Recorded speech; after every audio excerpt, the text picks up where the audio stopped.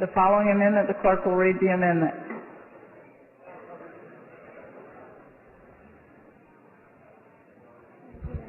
Amendment by McClendon. The chair recognizes Representative Jones McClendon.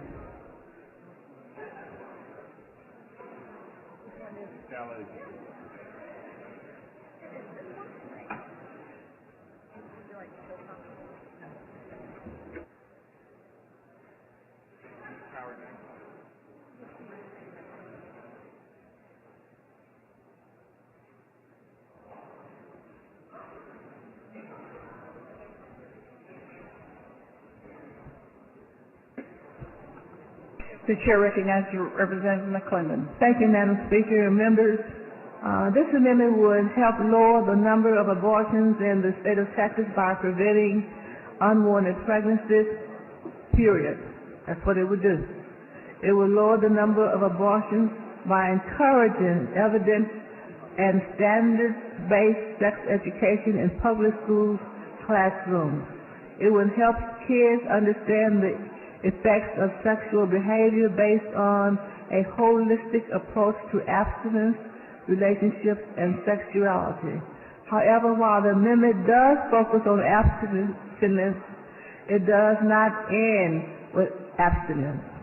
It takes a realistic, evidence-based approach to human behavior, and as in current law, it does not punish the students or parents who choose to remove them from the curriculum.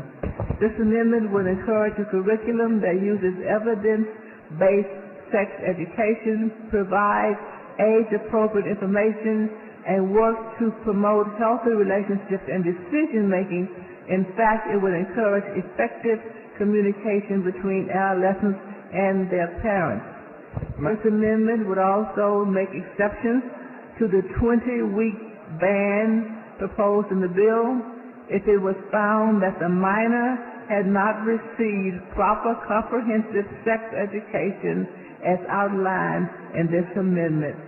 Furthermore, it would make an exception to the prohibition to medical practices for adolescent abortions, and it could be verified that the minor did not receive sex education as outlined in this amendment. No one wants no abortion. I don't think anybody in this room is promoting abortions. Everyone here on this floor would like to see fewer abortions. But we cannot do that by simply making them harder to obtain. We must find ways to prevent unwanted pregnancies, especially by educating our children. We owe it to them to set them up for success and not for failure. Madam Speaker, would the lady yield? Do you yield? Yes, I yield. She yields. Ms. McClendon, the intent of your amendment is to go more to the root of the problem, which is Texas has a growing rate of abortions because it has a growing rate of unwanted pregnancies. Is that right? That's correct. That's correct. And Texas is the fifth in the nation in teenage pregnancies. Madam Speaker, I'd like to be able to hear her responses, and I can't. Members, if you could take your conversations outside of the rails, we're having an exchange here and the members cannot hear each other. Thank you, Madam Speaker. The point of your amendment is to clarify that the most effective way to reduce the number of abortions is to reduce the number of unwanted pregnancies. Is that correct? That's correct, Mr. Barnes. And did you say that Texas currently holds to the distinction of having the fifth highest teenage pregnancy rate of any state in the country? That's correct. Were you aware that it's fifth for the first incidence, but that it's number one in the second incidence of teenage pregnancy in the country? It is number one in the nation in teenage pregnancies. So that means we have a lot of repeat unintended pregnancies, and therefore frequently unwanted pregnancies. and therefore frequently resulting in abortions. Is that correct? That's correct. So if we wanted to go to the root issue of the problem, which is unwanted pregnancies, your amendment would try to address that by doing what? Educating the students. The students need to be educated, and the parents need to be educated as well, so they can help their children. So are you aware that not only do we have a really, really high percentage of unplanned pregnancies among our teenage population, but Texas, it is estimated that over half of all pregnancies in this state are unplanned? Correct. And have you seen the studies done by HHSC where they are required to provide information, charting and graphs on pregnancies versus induced abortions? I have not seen that. Well, I have in my hand a chart that charts this in Texas from 1998 to 2010 in the growing incidence of ended pregnancies through abortion. And what you're able to do is to project on that and look at those numbers. You can look at what we did to family planning services in 2011. And you can easily surmise by looking at these numbers that because of the increased pregnancies as a result of what bad public policy decision in 2011 did, you realize that it's been estimated that there were an additional 4,500 plus abortions in the state of Texas during the last biennium because we cut funding for pregnancy planning. That's correct. And so your intent in offering this amendment is to go to the root of the problem. The root of the problem is over half of the pregnancies in the state of Texas are unplanned, and there's a way to reduce that, but it's through education. Is that right? That's correct. And you're intending to provide the education. And the proper sex education. The proper sex education. So rather than have so many young women confronting an unpleasant decision, a decision that nobody really wants to be in a position of having to make, we could go to the root of the problem and address the issue of unplanned pregnancy. Correct.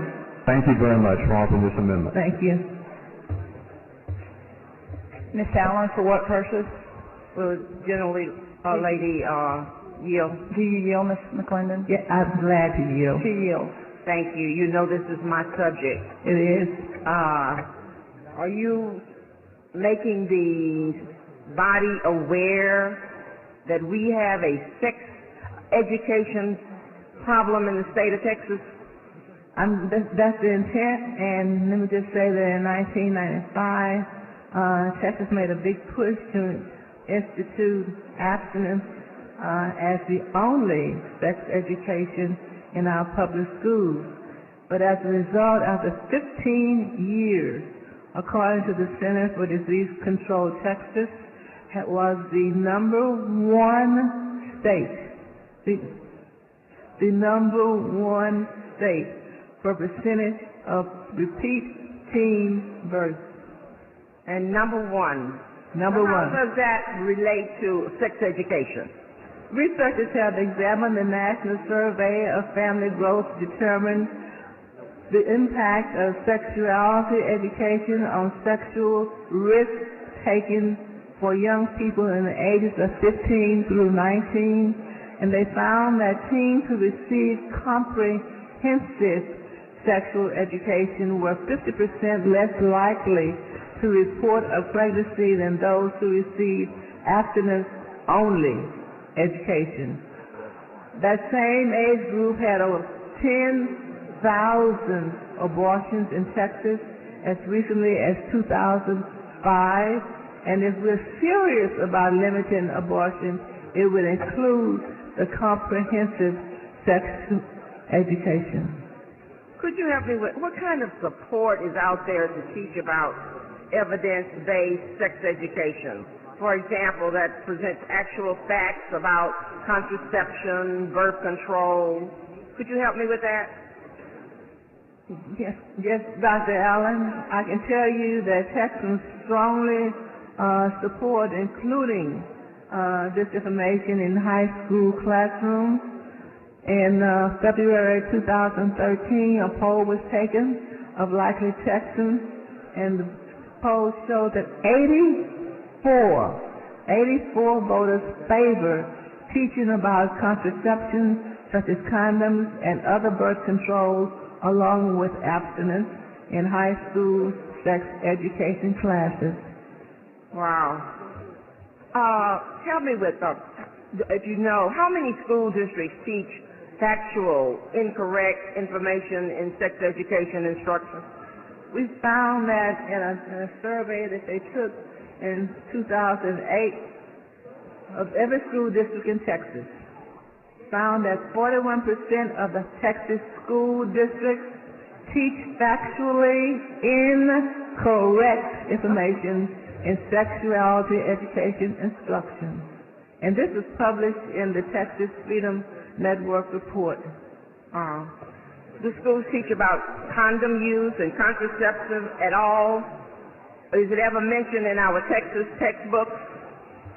In just the textbooks that some of the representatives have here may have access to, the only mention of contraceptives is to inform students that birth control will not protect them from... Representative Hughes raises a point of order. The lady's time has expired. The point of order is well taken and sustained.